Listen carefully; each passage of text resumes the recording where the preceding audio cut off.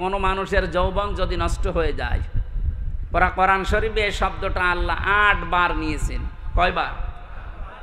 এই 8টা। ডুমুর মানে আমাদের এই আশপাশ জেলায় বা আশপাশ দেশে, যে ভারত, পাকিস্তান, বাংলা, এই ডুমুর না, এটা সৌদি আরবে বেশি হয়, মধ্যপ্রাচ্যে ওই সমস্ত পাহাড় অঞ্চলে যেগুলো হয় বেশি, পাথরের পাহাড়ের ভেতরে এগুলো হয়। এই ডুমুর ফল 8টা। আর জাইতুন যেটা জলপাই বলা হয়, এটা পুরা কোরআন শরীফে মনে হয় 11 বারের উপরে ব্যবহার হয়েছে, আমার এখন সঠিকটা মনে আসছে না। যাক, আপনি তাফসিরে এই সূরা 3-এর তাফসির দেখলেই পাবেন। এই ফল এই দুইটা যদি কেউ মধুর সাথে মিশিয়ে খেজুর দিয়ে সকালবেলা খেতে পারে, আস্তে আস্তে তার হারানো যৌবন ফিরে পাবেন। তাহলে বুড়ো মানুষ আবার এটা করতে চাই না। আর এই যে মানিক্কা, এই মানিক্কা যদি খায় তো ও জিনিসই উড়ে গেছে, ও খেয়ে করবে কি? ওর জিনিস আর নেই, ওর এখন অপারেশন চলছে ওই জিনিসে। একটা মানুষকে আল্লাহ কত ধরনের অপমান করতে পারে, এর জীবনী না দেখলে আমরা টের পাতাম না। এটা সুপ্রিম কোর্টের একটা বিচারপতি, তারে যে যা পারছে তিল ঘষে দিতে আছে। একটা মানুষের রাগ কোন পর্যায়ে গেলে এই ধরনের মানুষকে কিল ঘষে দেয়, আবার শুয়ে রেখেছে কল আর পাতার উপর, একটা জাজিম দিলেও তো হয়।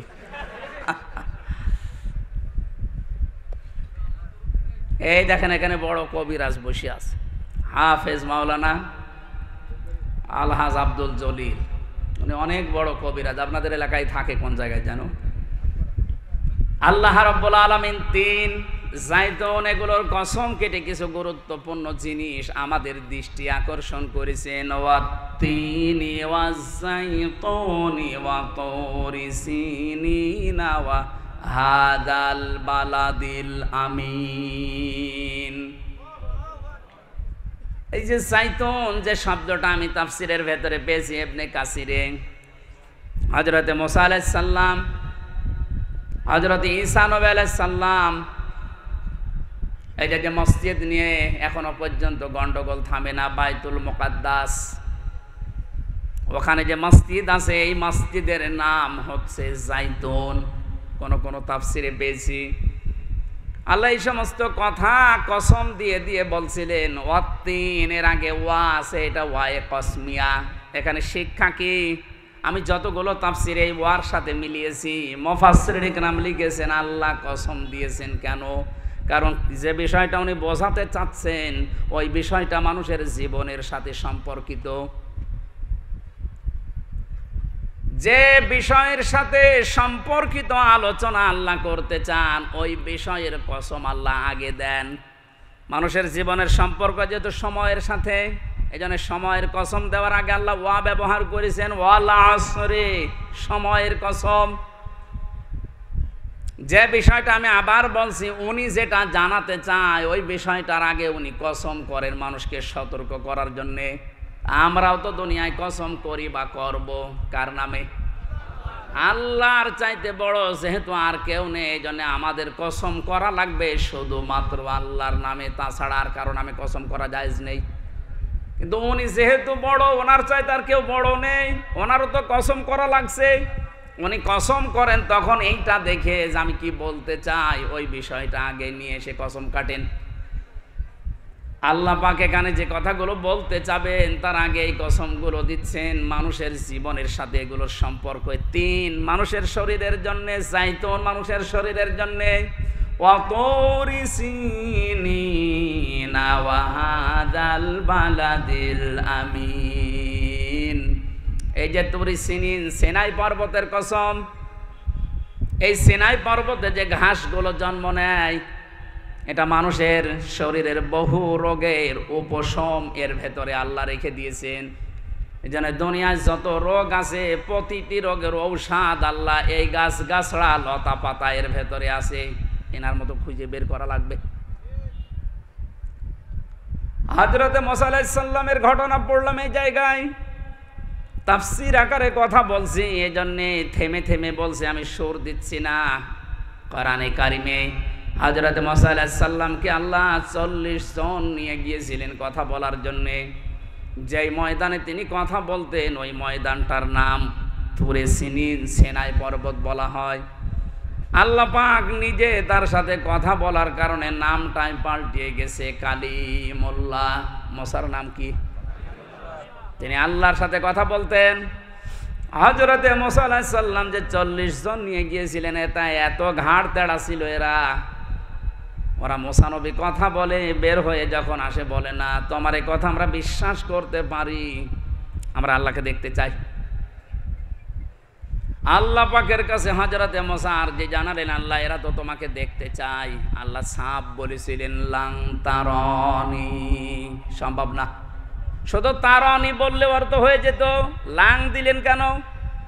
মুফাসসিরিনে কেরাম লিখেছেন এই পৃথিবীতে কোন সৃষ্টির জন্য তার স্রষ্টাকে এই চোখ দিয়ে দেখা সম্ভব না। অথচ কত ভণ্ড পীর এই বাংলাদেশে আগে ছিল, এখনো আছে, ওরা আল্লাহর সাথে কথাও হয়, দেখাও হয়। এগুলো ডাহা মিথ্যা কথা। লা তুদরিকুল আবসার ওয়া হুয়া ইউদরিকুল আবসার। কোরআন জানাচ্ছে যে এই চোখ দিয়ে কখনো এই দুনিয়ায় আল্লাহর সাক্ষাৎ সম্ভব না, ও পাওয়ারই আলাদা। মুসা আলাইহিস সালামকে আল্লাহ শুধু একটা ঝলক দেখিয়েছিলেন নূরের, উনি পর্যন্ত যারা ছিল সব মারা গেছে আর উনি অজ্ঞান হয়ে পড়েছিলেন।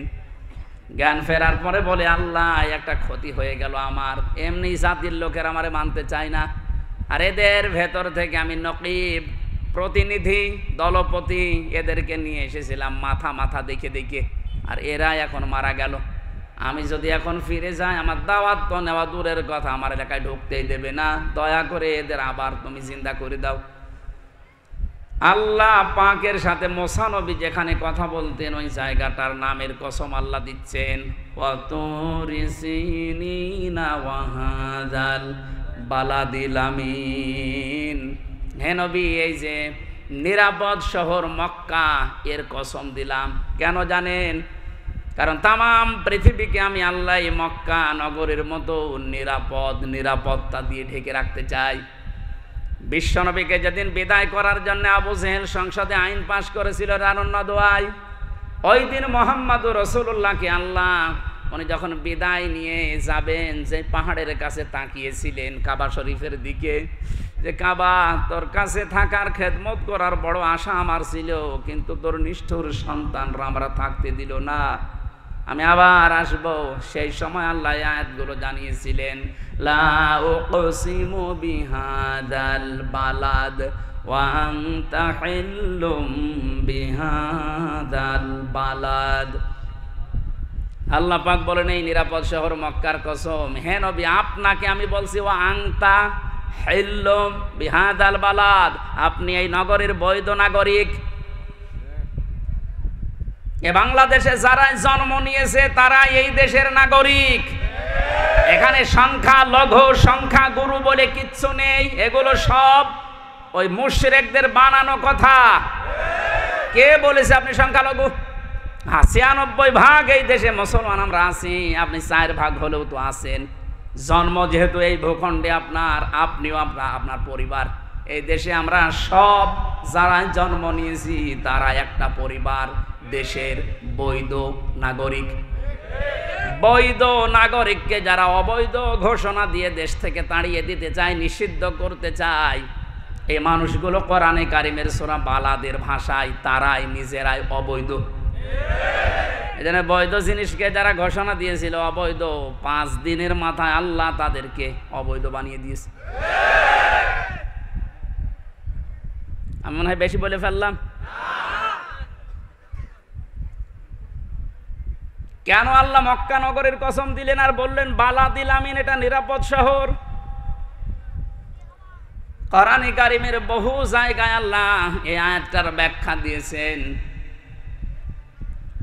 সূরা আলে ইমরানের ভেতরে আল্লাহ জানিয়েছেন, হে নবী এ মক্কা নগরী এত নিরাপত্তা বেষ্টিত একটা শহর আমি বানিয়েছি, কেউ যদি হেরেম শরীফের এলাকায় প্রবেশ করে তাকে মেরে ফেলা জায়েজ নেই, এত নিরাপদ, সে যত অপরাধী হোক। আমার মনে হয় কোরআনে কারিমের এই নিয়ম নীতি বিশ্বনবী যখন চালু করতে পেরেছিলেন, পুরা মক্কা নগরী না পুরা আরব জাহানকে আল্লাহর নবী এমন বানাতে পেরেছিলেন যেন মায়ের কোলে মানুষ আছে। ওই দৃশ্যটা আমরা এখন দেখতে চাই। এ দেশটা 53 বছর হয়ে গেল স্বাধীন হয়েছে, বিভিন্ন মানুষের দায়িত্ব পালন করা আমরা দেখেছি, কিন্তু বালাদিল আমিন আমরা পাইনি। চাচা এরশাদ ঘোষণা দিয়েছিল মরণের আগে যে বাইরে থাকলে খুন, ঘরে থাকলে গুম।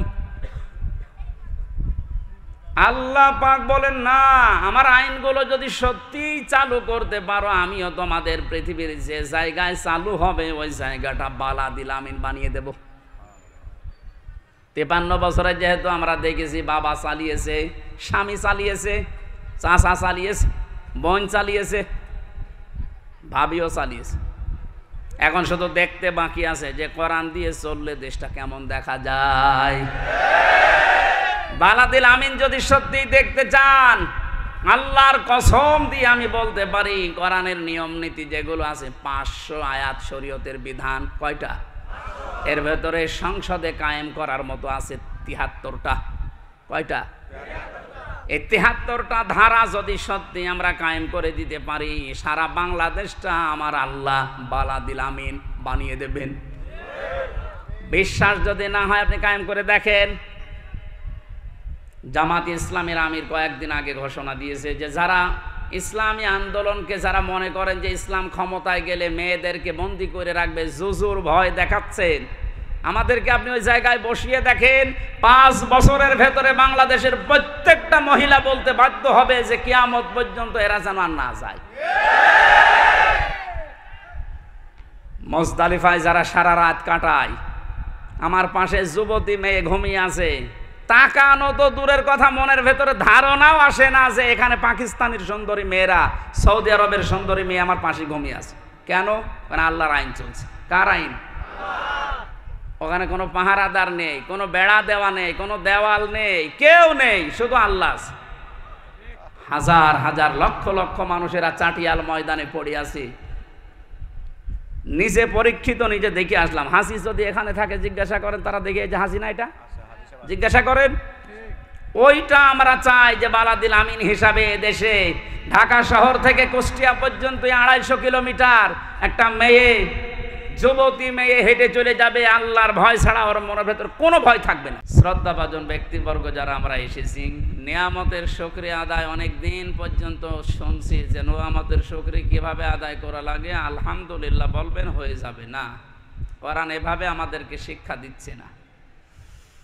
আল্লাহ পাক জানাচ্ছেন, লাইন শাকারতুম লাযিদান্নাকুম ওয়া লাইন কাফারতুম ইন্না আযাবি লাশাদীদ।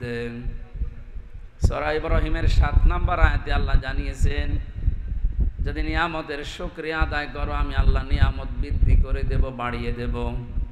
মুফাসসির বলেন, যদি কেউ সত্যি শুকরিয়া আদায় করতে চায়, 3টা শর্ত যেন সে আদায় করে, তাহলে বুঝবে তার নিয়ামতের শুকরিয়া আদায় হচ্ছে, আল্লাহ এটা বাড়িয়ে দেবে, মাস্ট বি।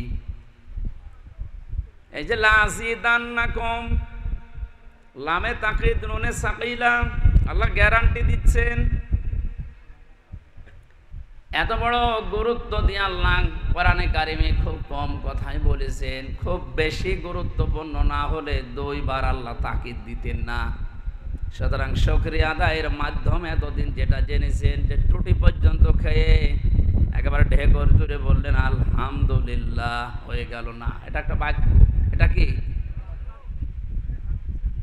এর যে 3টা শর্ত আছে, 1 নম্বরে আপনাকে স্বীকার করা লাগবে যেটা নিয়ামত।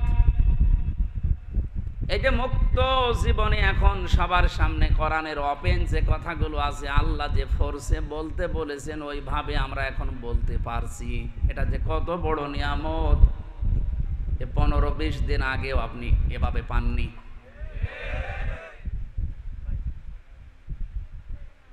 কত জায়গায় কোরআনের কথা বলতে গেলে চারিদিক থেকে আওয়াজ আসতো, এটা বলবেন না, ওইটা বলবেন না, এটা বাদ দেন। এখন ওর পরিবেশ নেই, কারণ এই দেশটা এখন কোরআনে কারিম ওপেন ভাবে চালানোর জন্য যারা দায়িত্বে আছে বারবার আমাদেরকে আহ্বান জানাচ্ছে। বাংলাদেশের সর্বোচ্চ পর্যায়ে এখন যিনি আছেন, বিশেষ করে গোয়েন্দা বিভাগে খুব ডেঞ্জারাস 27টার উপরে গোয়েন্দা বিভাগ কাজ করছে দেশে, তার ভেতরে সবচাইতে বড় ভয়ঙ্কর যারা, আমি নাম নিলাম না, একেবারে প্রধান যিনি গত বর্ষদিন বলেছিলেন যে হুজুর আমার নাম্বারটা সেভ করে রাখবে। এতদিন পর্যন্ত কোরআন কারিমের কথাগুলো বলতে গেলে বিভিন্ন বাধা এসেছে, আমরা দেখেছি। এখন থেকে আর কোনো বাধা নেই। যে ফোর্সে আল্লাহ জানিয়েছেন আপনার তাফসির মাহফিলে, ওই ফোর্সে কথা বলবেন। কেউ যদি বাধা দেয় শুধু আমারে জানাবেন, ঠ্যাং ভেঙে কেটে রেখে দেব। তো এই জন্য বলছি, অফেনের এই যে সুযোগটা, একটা নিয়ামত, এটা বিশ্বনবী মুহাম্মদুর রাসূলুল্লাহ যতদিন মক্কায় দিন প্রচার করেছিলেন তিনি পরাধীন ছিলেন। মদিনাতে যাবার পরে যিনি ক্ষমতা পাওয়ার পরে যখন আবার প্রচার শুরু করলেন তখন তিনি স্বাধীন। তখন কি দেশটা মক্কা মদিনা খুব বড় না, এই দুইটা শহর ছোটই। আমাদের বাংলাদেশের মতো 14টা বাংলাদেশ জোড়া দিলে যত বড় হবে, পুরা সৌদি আরব ওই রকম বড়। কিন্তু মক্কা মদিনা তো একটা শহর, একটা জেলা, অত বড় না। তো এই হিসাবে মুহাম্মদুর রাসূলুল্লাহ দায়িত্বে ছিলেন মদিনার। কিসের? উনি রাষ্ট্রপতি ছিলেন, রাষ্ট্রনায়ক ছিলেন কোন জায়গার? এতটুকু জায়গার একটা ক্ষমতা পাওয়ার পর তামাম দুনিয়া তিনি কাঁপিয়ে ফেলেছেন। এই যে সিঙ্গাপুরের নাম শুনি, আমি কয়েকদিন আগে ছিলাম ওখানে, খুব বড় রাষ্ট্র, বাংলাদেশের চাইতে না, এদিক ওদিকে মিলে সর্বোচ্চ 42-43 কিলোমিটার। তার মানে আমাদের ঢাকা জেলা মনে হয় এদিক ওদিকে মিলে কমপক্ষে 50 কিলো হবে, তার চাইতেও বেশি। এতটুকু একটা দেশ না, তারপরেও তারা তামাম দুনিয়ার ভেতর একটা নাম করেছে না। মুক্ত স্বাধীনভাবে কথা বলার জন্য বড় দেশ দরকার নেই, ছোট দেশই হোক। কিন্তু যে পরিবেশ এখন আমরা ফিরে পেয়েছি, এটা যদি অক্ষুণ্ণ রাখতে না পারি, আবার যদি পরাধীন হয়ে যায়, কোরআন শুধু না, নিজের ব্যক্তিগত কথা বলতে গেলেও 4 বার হিসাব করা লাগবে। সেই হিসাবে যখন একটা মুক্ত জীবন পেলাম, এটা যে কত বড় নিয়ামত, যারা ভুক্তভোগী তারা টের পাচ্ছেন। আমরা যারা অন্তত কথা বলি এই দেশে, তারা আমরা জানছি যে এটা কত বড় নিয়ামত। গোয়েন্দা বিভাগের এই প্রধান, উনি আরও 2টা কথা আমাকে জানিয়েছে, এটা যেহেতু রেকর্ড হয় সেই জন্য বলছি, উনিও শুনবে হয়তো কালকে, আমি সেভ করে রেখেছি নাম্বার। উনি জানিয়েছে যেখানে যেখানে কোরআনের আলোচনা করবেন কমিটিকে আগে থেকে জানিয়ে দেবে, তারা যেন মেয়েদের প্যান্ডেল আলাদা করে, আর ওখানে যেন কোনো পুরুষ মানুষের দায়িত্ব না দেয়। এটা একটা ভালো দিক। 2 নম্বরে মেয়েদের উপস্থিতি বোঝার বা সক্ষমতা যাদের আছে যে এই পরিমাণ হতে পারে, ওই পরিমাণ লক্ষ্য করে তাদের জন্য আলাদা টয়লেট, অজুখানা, নামাজের এরকম একটা ব্যবস্থা করে দেবেন, এ কথা যেন তারা পালন করে। তার মানে যে লোকটা আছে আমার মনে হয় ইসলামী মাইন্ডের, ইসলাম সম্পর্কে অন্তত কিছু জানি। এর আগে যারা ছিল এরকম কোনো কথা আমি বলতে শুনিনি, আরো তারা মুখ চেপে ধরত। মুখ যে চেপে ধরে এরকম একটা ছবি ভাইরাল হয়নি? আল্লাহ মাহুল বায়ান, আল্লাহ বলেন আমি বায়ান শিখিয়েছি। কথা বলা এটা দুনিয়ার কেউ শেখায় না। কথা বলা এটা যদি দুনিয়ার কেউ শিখিয়ে দিত, কত বোবা মানুষ আছে কথা বলতে পারে না। এই মুজিজা যেন মুহাম্মদুর রাসূলুল্লাহ সাল্লাল্লাহু আলাইহি সাল্লামকেও আল্লাহ দেয়নি, একজনকে দিয়েছিলেন, হযরত ঈসা নবী। তিনি বোবা মানুষকে যদি মুখে হাত বলিয়ে দিতেন সে কথা বলতে পারত, এটা তার মুজিজা ছিল। আল্লাহ বলেন একটা কথা মানুষ যখন বলে, কমপক্ষে এই কথাটা আমার 27টা ফেরেশতা তৈরি করে। আমরা মনে করছি কথা আকারে কতটুকু বিষয়, বলে ফেললাম না। আল্লাহ মাহুল বায়ান এই আয়াতের ব্যাখ্যা করতে গিয়ে এখন যারা আধুনিক বিজ্ঞান, ওরা জানাচ্ছে মুখের এই কয়েক ইঞ্চি জায়গার ভেতরে 27টা স্তর আছে। একটা কথা তৈরি হতে 27 বার ধাক্কা লাগে, এরপরে শেষবারে এসে বের হয়। আপনারা টের পাচ্ছেন কি জিনিস আল্লাহ দিয়েছে? উনি যদি এই নিয়ামতটা কেড়ে নিত, আপনি কোনো আদালতে মামলা করে ফেরত পেতেন? বলেন। এখনই তো আপনার শুকরিয়া আদায় করা দরকার এই নিয়ামতের। না শুধু আলহামদুলিল্লাহ, এটা আমি আগেই বলেছি, এটা একটা বাক্য, শুকরিয়া আদায়ের একটা বাক্য মাত্র। কিন্তু এর শর্ত আছে, কেউ যদি কোনো নিয়ামতের শুকরিয়া আদায় করতে চায়, কয়টা শর্ত পালন করা লাগে? 1 নম্বরেই বলা লাগবে যে হ্যাঁ এটা আমার নিয়ামত। এ দেশটা এখন এই যে স্বাধীনভাবে চলাফেরার সুযোগ যারা করে দিল, এটা নিয়ামত, স্বীকার করা লাগবে না? যাদের মাধ্যমে হয়েছে তাদেরকে স্মরণ করার দরকার নেই। নবীজি বলেন, কেউ যদি উপকার করার পরে তার শুকরিয়া আদায় না করে, ও যেন আল্লাহর শুকরিয়াও আদায় করে না। এই জন্য যারা এই কাজ করলেন, আমরা তাদেরকে মন থেকে স্যালুট জানাচ্ছি, ধন্যবাদ জানাচ্ছি এবং দোয়া করছি আল্লাহ শাহাদতের মর্যাদা যেন প্রত্যেককেই দান করেন যাদের ঈমান আছে।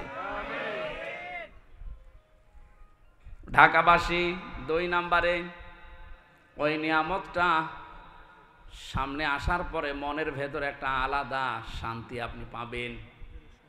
আমরা এখন অনেকেই পাচ্ছি, কিন্তু আলাদা শান্তিটা পাবে না শুধু তারা, ওয়ালা ইয়াজিদুজ জালিমিনা ইল্লা খাসারা।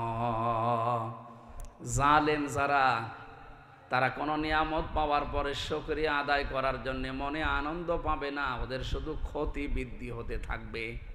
এই জন্য দেখেন, যারা জুলুম করেছিল সবার না, সত্যিকার অর্থে যারা জালেম ছিল তারা এখন দিন যত যাচ্ছে ওদের কোনো শান্তি নেই, ক্ষতি বৃদ্ধি হচ্ছে। এইটা তো মিলছে না, এটা বানিয়ে বললাম নাকি? তাফসিরের ভাষা অনুযায়ী এখন এটা খাপের খাপ, মুমতাজের বাপ মিলে যাচ্ছে যে নিয়ামত পেলে শুকরিয়া আদায় করার দ্বিতীয় মাধ্যম এইটা, যে আপনার মনে একটা আনন্দ আসবে, শান্তি পাবেন একটা। কিন্তু কাফের যারা, জালেম যারা, তাদের জন্য কোনো শান্তির ঘোষণা নেই। ওদের দিন যত যাবে ওদের শুধু ক্ষতি বৃদ্ধি হবে। জালেম যারা ছিলেন তারা নিজেদের পায়ে নিজেরা কুড়াল মেরেছেন, কারণ আপনার দুনিয়াও শেষ, পরকাল তো শেষই। কি হলো বলেন তো, আপনার জুলুম করে নিজের জীবনটা ধ্বংস করে দিলেন। এখন যদি বলেন হুজুর তার জন্য একটু দোয়া করেন, কি করব, দোয়া করি, কারণ জালেমদের জন্য দোয়া করলে কবুল হয় না। জালেমদের জন্য দোয়া করাও নিষেধ। কত বড় ক্ষতি করে ফেললেন আপনি নিজের। এখানে লিখে দিয়েছেন ইসলাহি মাহফিল, সংশোধনের জন্য বলছি। কত বড় ক্ষতি যে হয়ে গেছে আপনার, এই ক্ষতি আর ওঠার মতো না। রব্বুল আলামিন জানিয়েছেন, এই পৃথিবীর জালেমেরা আল্লাহু লা ইয়াহদিল কওমাজ জালিমিন। হে নবী, জালেমদেরকে আমি হেদায়েত দেই না, সুতরাং ওর জন্য দোয়া করে আমি হামজা করব কি? ইয়াহদি এটা মোজারে, বর্তমান, ভবিষ্যৎ, প্রেজেন্ট, ফিউচার, শুধু এখন না, কিয়ামত পর্যন্ত জালেম দুনিয়ায় আসবে, কোন জালেমের জন্য দোয়া করা জায়েজ নেই। এমনকি জালেমের জন্য দোয়া করলে আল্লাহ কবুল করবে না, হেদায়েতও দেবে না। এত রাগ আল্লাহর জালেমদের উপরে। কোরআনে কারিমে সবচাইতে ভয়ঙ্কর মনে হয় আমার কাছে এই আয়াতটা, সূরা শূরা 42 নম্বর আয়াত, 25 নম্বর পারার 6 নম্বর পৃষ্ঠা 13 নম্বর লাইনে আছে, ইন্নামাস সাবিলু আলাল্লাযীনা ইয়াযলিমুনান নাস ওয়া ইয়াবগুনা ফিল আরদি বিগাইরিল হক উলাইকা লাহুম আযাবুন আলিম। এই খেয়াল করে, আমি আমার ঈমান থেকে কথা বলছি। কে আমার দিকে তাকিয়ে আছে, চোখ বন্ধ করে আছে, কি খুশি হবে, বেজার হবে না? আমি আমার আল্লাহর দিকে আর আমার ঈমানের দিকে তাকিয়ে বলছি। সত্যি আমি মন থেকে কথাগুলো বলছি, আপনি একটু ভাবেন। আল্লাহ বলেন, আমি নিজে মামলা দেব জালেমদের বিরুদ্ধে। খেয়াল করেছেন কত ওজনে কথার? সরাসরি মামলার বাদী আল্লাহ নিজে কেস করবেন। কে? আপনার মনের ভেতরে যদি এরকম কিছু থাকে তো ভয়তে কেঁপে ওঠার কথা, যে আল্লাহ মামলার বাদী। আপনার তো অনুভূতি আমি দেখছি না। এখন যদি বলা হয় ডক্টর মোহাম্মদ ইউনূস আপনার নামে মামলা করবে, আপনার মনে হয় খাওয়া দাওয়া বন্ধ হয়ে যাবে, কারণ সর্বোচ্চ জায়গায় এখন তিনি আছেন। এরকম ডক্টর ইউনূস পৃথিবীর ময়দানে আছে এখন 228 জন, কারণ 228টা রাষ্ট্র আছে এই দুনিয়ায়, প্রত্যেকটা রাষ্ট্রের আলাদা একজন প্রধান আছে, না নেই? তার ভেতরে ডক্টর মোহাম্মদ ইউনূস একজন। এই 228টা রাষ্ট্রের একটা রাষ্ট্রের প্রধান যদি আপনার নামে মামলা দেবে, ঘোষণা দিয়ে দেয়, যে আপনার সব বন্ধ হয়ে যায়, একটু ভাবেন। এরকম ইউনুস 228টা না, আরো যত গ্রহ নক্ষত্র আছে, যত সৃষ্টি আল্লাহর আছে, সবার যিনি হাকিম বিচারক, তিনি বলছে আমি নিজে মামলা দেব।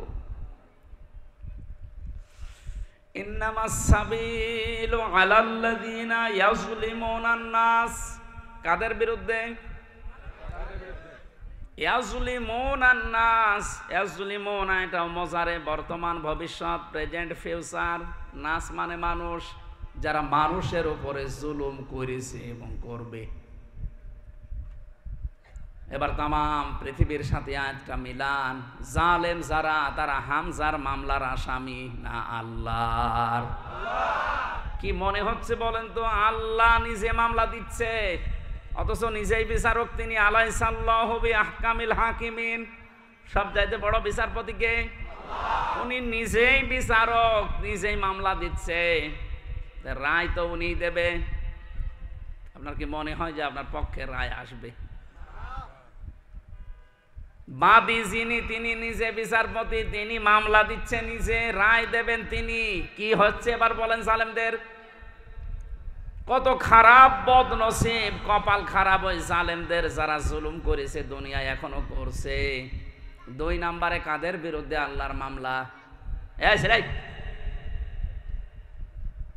আমার মনে হয় দ্বিতীয় আয়াতের দ্বিতীয় শব্দটা না বললে ভালো হয়, এটা একটু ঝামেলা আছে। ওয়ায়াবগুনা ফিল আরদি বিগাইরিল হক, পৃথিবী শান্ত হয়ে যাওয়ার পরে আবার যারা বিশৃঙ্খলা তৈরি করার জন্য চেষ্টা চালায়, তাদের বিরুদ্ধে আল্লাহর মামলা। এই 5 তারিখের পর থেকে আজকে 27 তারিখ, এই কয়দিনে কতবার বিশৃঙ্খলা তৈরি করার জন্য অনেকে চেষ্টা চালিয়েছে, এখনো চালিয়ে যাচ্ছে। সুতরাং যারা এগুলো করছেন, আপনার বিরুদ্ধে ডক্টর ইউনূসের মামলা না, আল্লাহর মামলা আপনার বিরুদ্ধে। আপনি এখন সব কিছু সামনে নিয়ে এসে এটা করা লাগবে, ওটা করা লাগবে, তো 15 বছর কোথায় ছিলেন?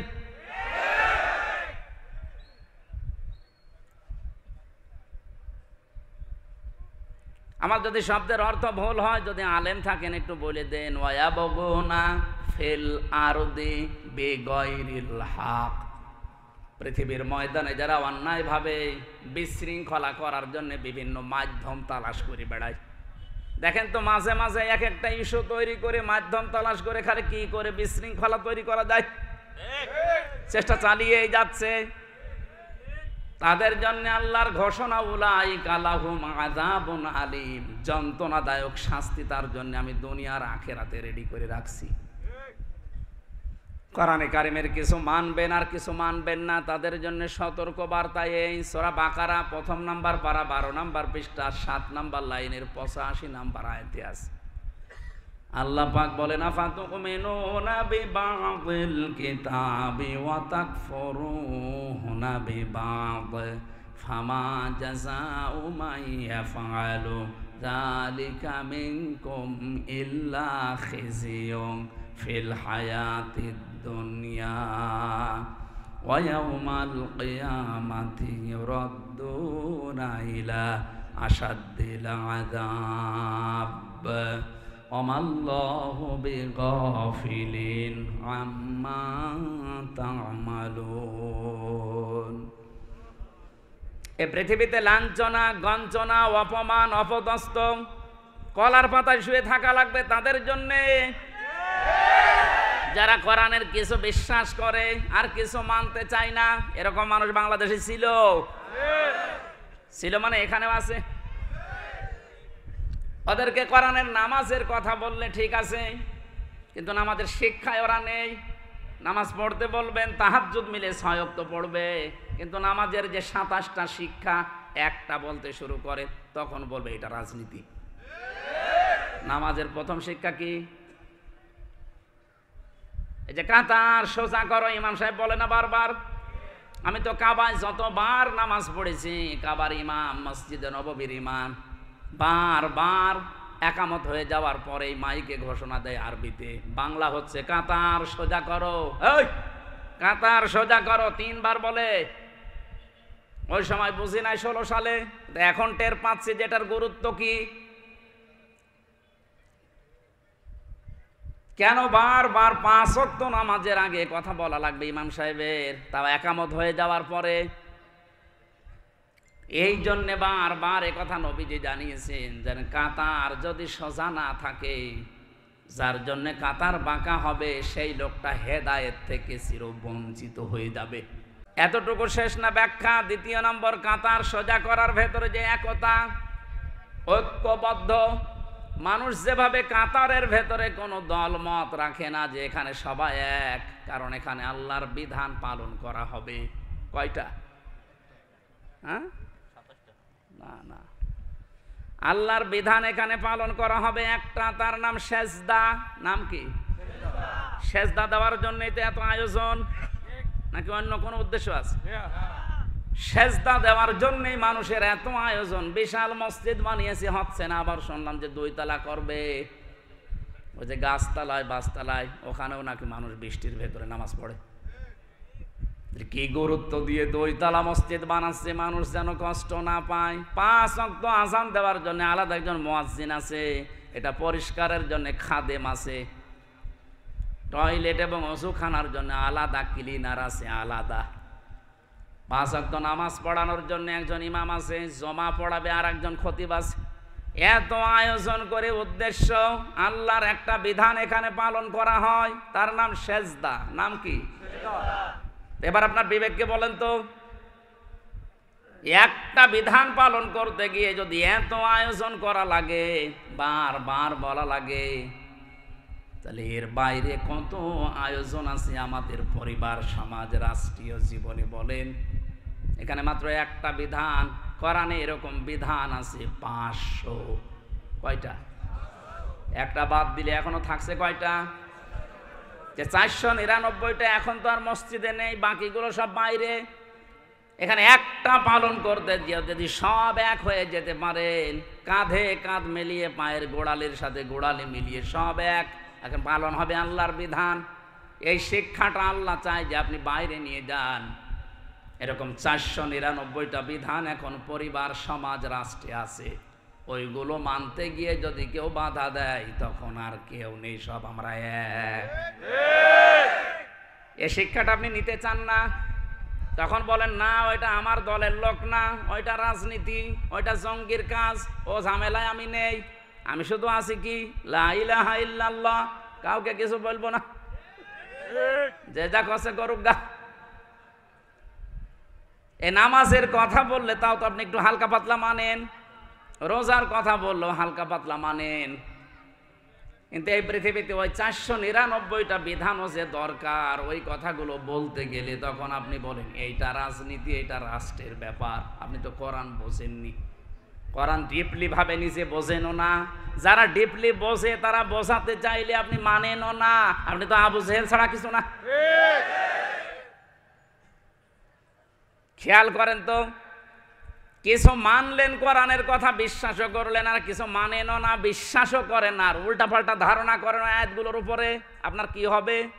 সূরা বাকারার আয়াত অনুযায়ী আল্লাহ বলেন, তাদের দুনিয়া আর আখিরাতের শাস্তি আমি তৈরি করলাম, লাঞ্ছনা, গঞ্জনা, অপমান, অপদস্থ জীবন।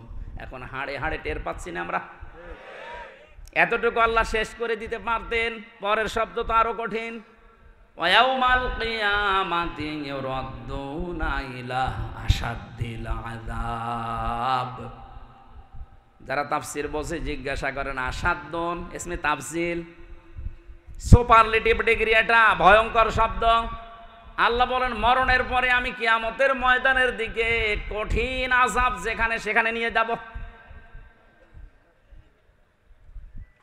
এরপরে শব্দটা আরো ভয়ঙ্কর, আমাল্লাহু বিগাফিলিন আম্মা তা'মালুন। আল্লাহ পাক বলেন, ও বান্দা বান্দিরা, মনে করছো যে আমি কিছু জানি না? তোমাদের সব কাজের কিন্তু খবর, হিসাব আমি আল্লাহ রাখি। ও ঢাকাবাসী, আয়াতটা পড়ার পরে এই জন্যই তো ভয় লাগছে যে জালেমদের কি হবে, ওদের তো দুনিয়া শেষ হয়ে গেছে, আখেরাত তো শেষ। কারণ দোয়া করলে তো অন্য কোনো মানুষের নামে কবুল হয়, কিন্তু জালেমদের জন্য কোনো হেদায়েত নেই, বঞ্চিত ওরা চির বঞ্চিত করে দিয়েছে আল্লাহ। এই কারণে, কারণ সবচাইতে বেশি খেয়াল রাখে আল্লাহ জালেমের জুলুমের দিকে।